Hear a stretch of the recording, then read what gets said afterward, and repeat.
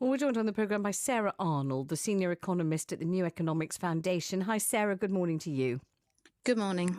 Well, you might say it's not really a good morning, Vanessa. Why are you even saying that? It's a horrible morning because we've just announced that there's a recession on top of everything else. How significant is it when it's officially designated a recession? What does it mean, essentially? What do they have to base such a thing on? So a technical recession, which is what this is based on 2 quarters of falls in GDP. So this quarter, we saw a record fall in GDP of 20%, just over 20%, which is the largest quarterly contraction in the UK economy since records began in 1955 with the Office of National Statistics. If anything, you've made it much worse, Sarah. You realise that, right? That sounds terrible.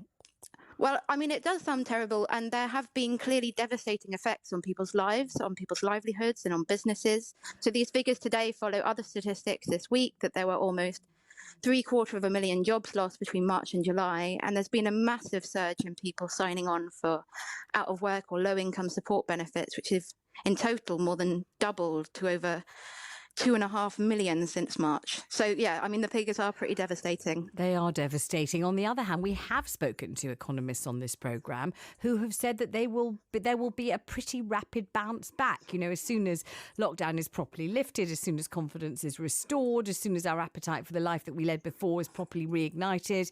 You might say brackets, as soon as there's a vaccine or as soon as there's a treatment that we can rely on or whatever it is, it's all going to bounce back. It's going to be what they've been describing as a V-shaped recovery.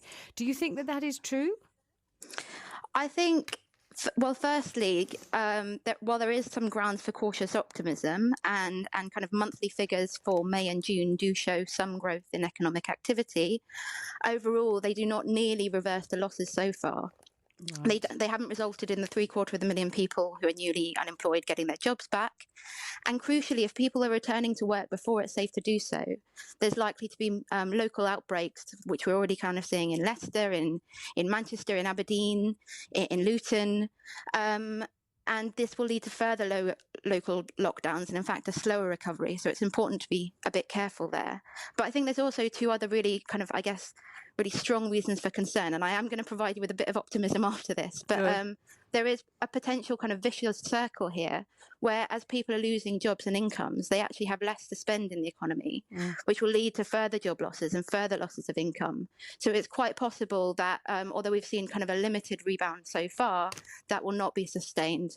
I see what you're saying, that the more jobs are lost, the less money is around, the less feel-good factor there is, the less confidence there is, and therefore the knock-on spiral is that you know, and other businesses will fail as a result. So that's what it feels like when you're in a recession. It's very familiar to people over a certain age. We remember exactly how it felt last time, and lots of people still haven't recovered from the recession, which led to so many people having to hand back the keys to their homes to the bank and in negative equity for decades afterwards. I mean, this kind of thing, it can be swinging in its long-term effect, can't it?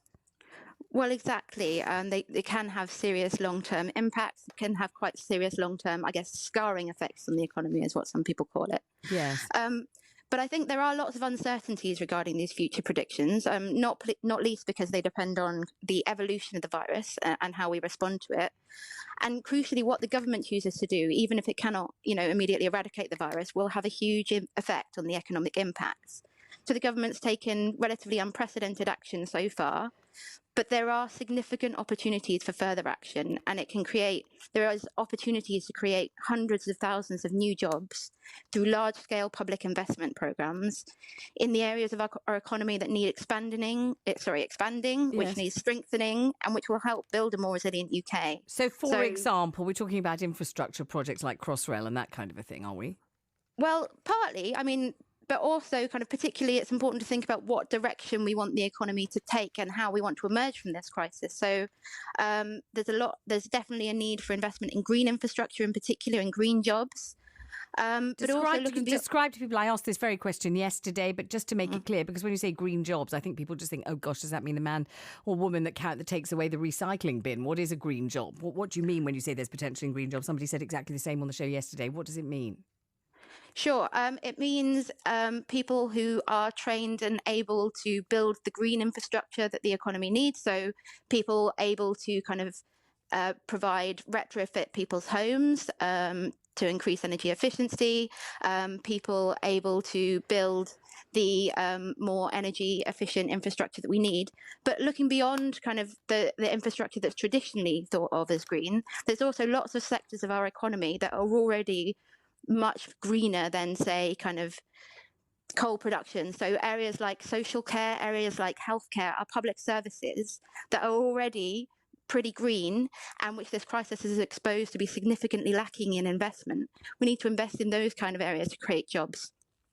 Right. So what about the kind of we were told yesterday by Paul Scully, the London minister, you've got to go out to your high street. You really must go and spend some money.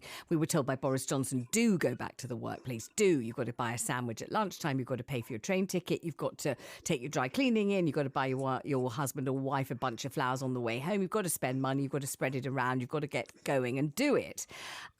If you don't, we're being told, the businesses that you have relied upon being there just won't be there when you finally emerge blinking into the sunshine and want to take your shirt to be dry cleaned. The dry cleaner will have gone bust, and when you want to go and buy a sandwich, there'll be nowhere to buy it if you don't get cracking now.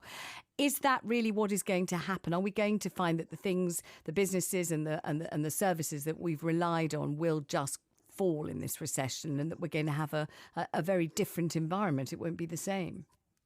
Well, I think it's a really important and difficult balancing act for both government and for households across the UK in making these choices. People shouldn't be going back to work or going out if it's not safe to do so, or we'll see further spreads and local outbreaks of the virus as we have seen. And the UK has had one of the largest falls of economic output compared to all other European countries. Figures are much worse here than for France, than for Germany, Do than we for know Spain. why? Why is that? Yeah.